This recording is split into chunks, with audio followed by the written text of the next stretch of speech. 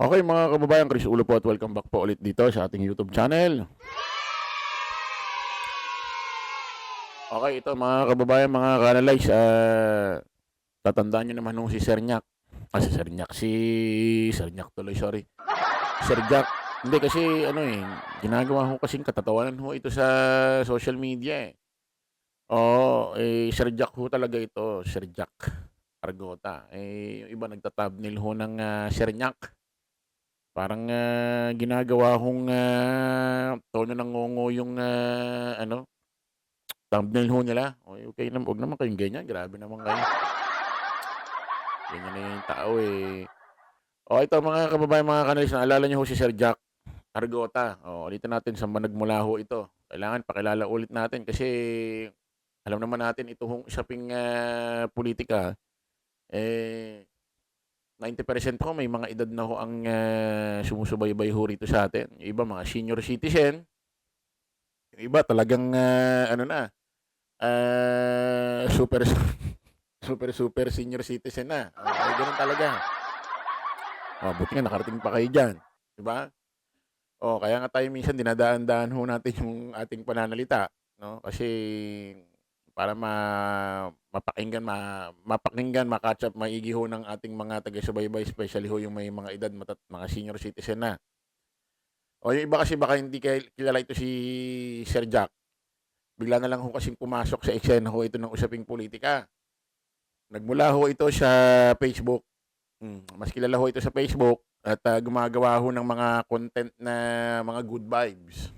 At binablog niya yung kanyang mga lifestyle, binablog niya yung kanyang mga business na vape juice. Yung ginagamit hong mga juice sa vape. Na nakaraan may mga nagpo-post na ano na raw ito. Nagsarado na dahil hindi raw makabayad ho ng tax ba? Nagsarado na. Ngayon maraming nagulat. Bigla na lang hong umeksena. Ito ho sa usaping politika. At may programa ho yan sa SMNI kasama ho ng mga banateros.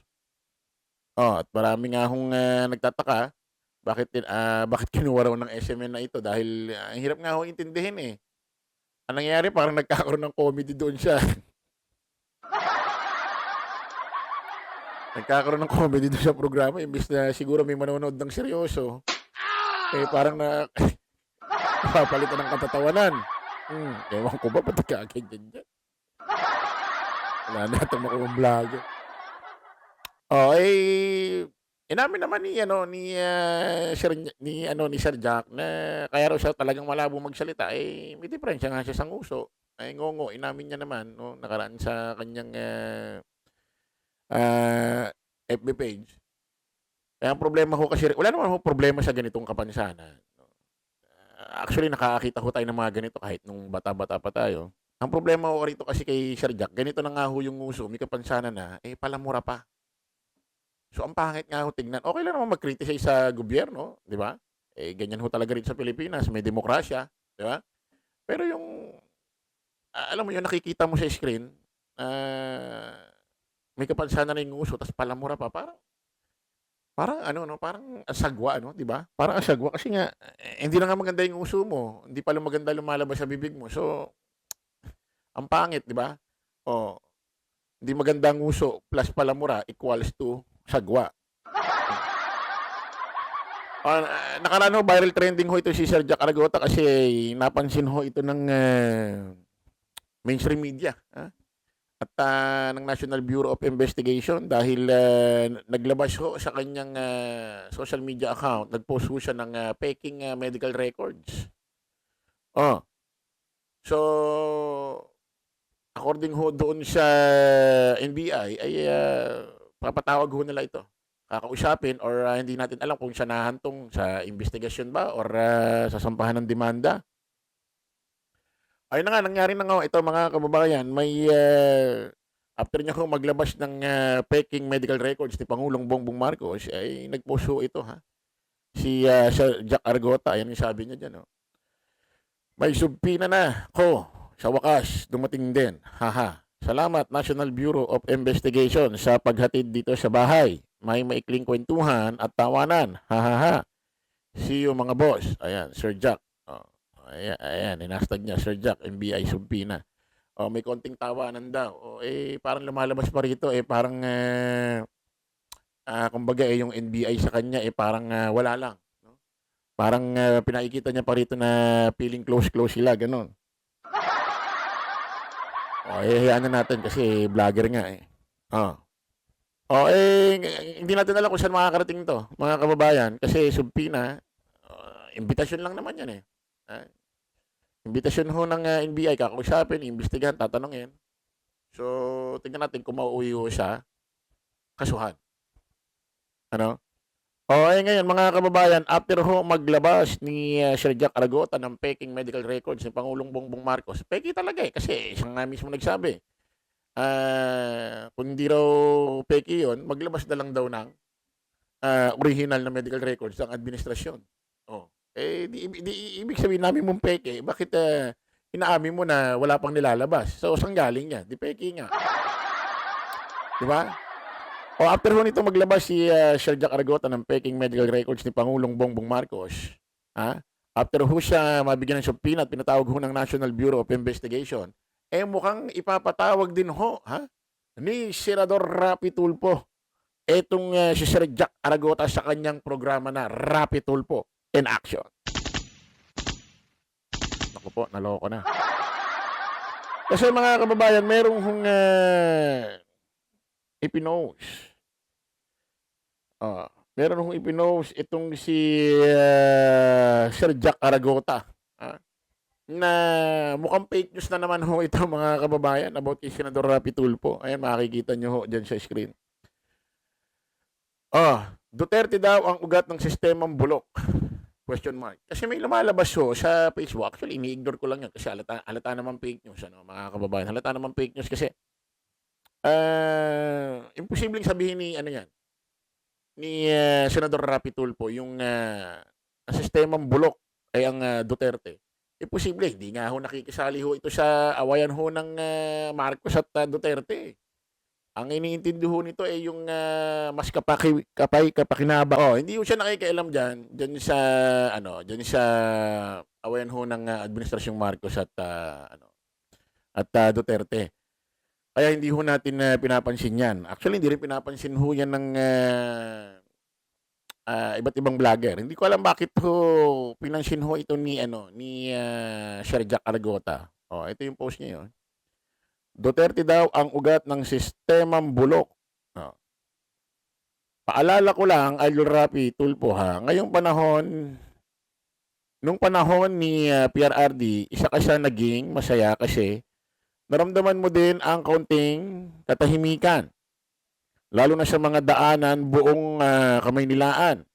May mga pa-courtesy call ka pa sa mga Malacanang Palace with President Rudy Duterte.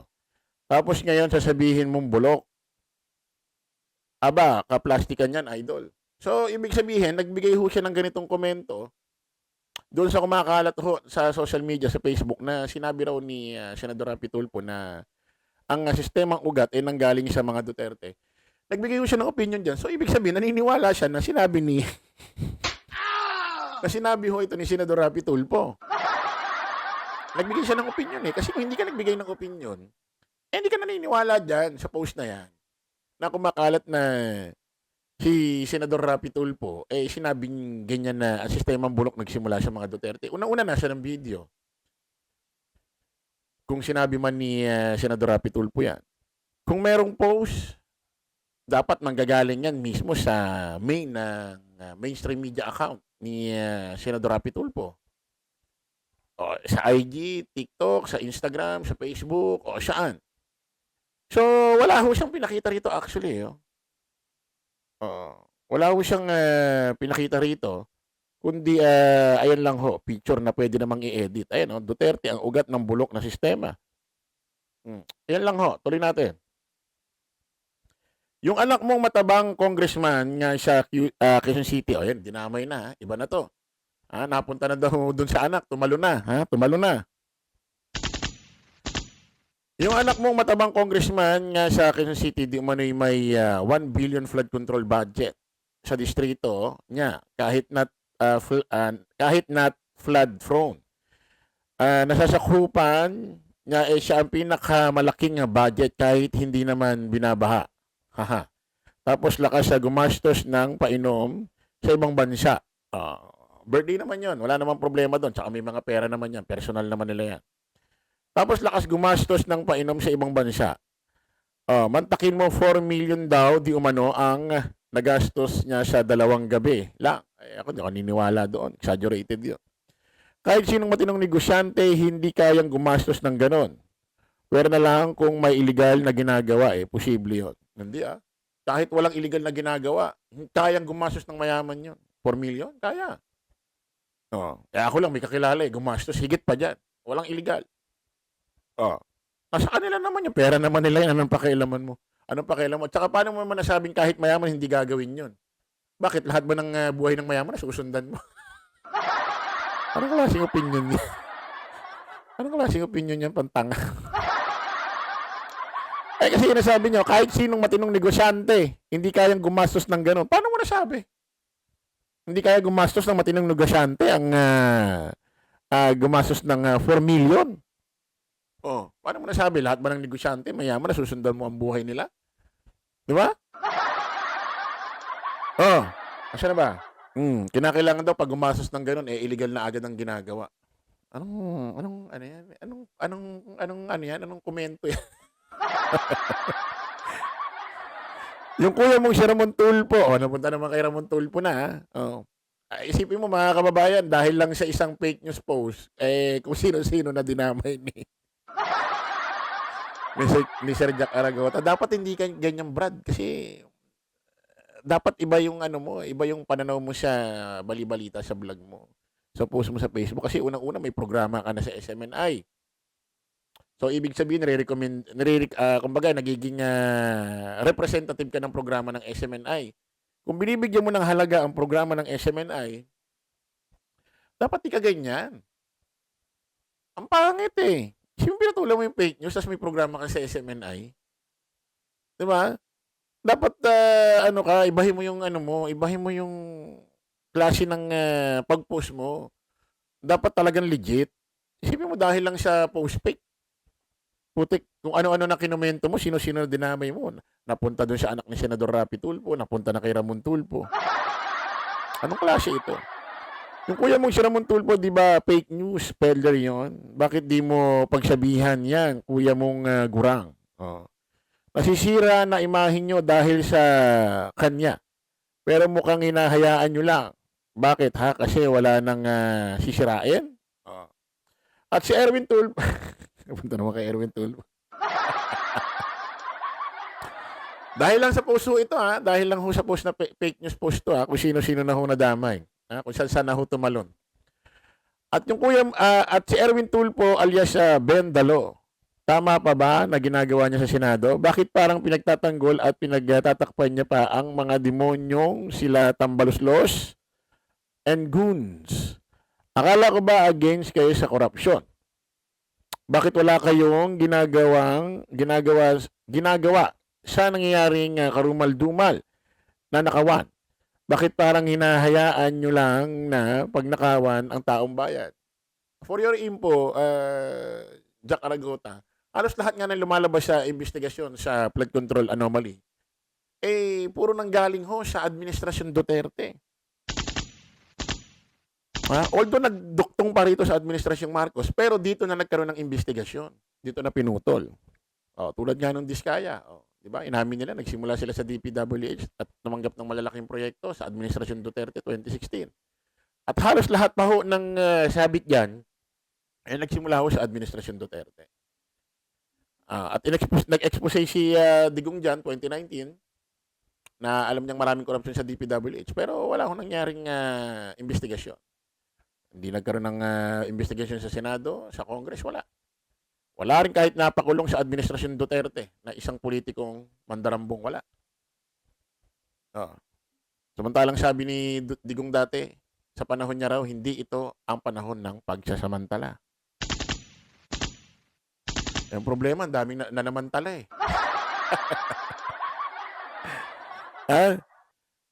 ito naman, napunta naman kay Ben Tulfo. Si Ben Tulfo na lang ang natitirang tuwid ang landas na pananaw sa inyong magkakapatid. Alam ko yan kasi high school pa lang ako, panyo na akong tatlo. Sino ngayong bulok? Nagtatanong lang po. O, ayan. Tapos may pinakita nga siyang picture. Ayan. Ayan lang ho yung ano. Ayan lang ho yung naging batayan niya. Na sinabi ho ni Senador Rapi Tulfo ito kay sa pamilya Duterte na ang nagsimulang bulok na sistema sa Duterte. Duterte ang ugat na bulok na sistema. Ayan, yan lang. Yung picture na yan. Kahit pamangkin ko, kayang i-edit yan eh.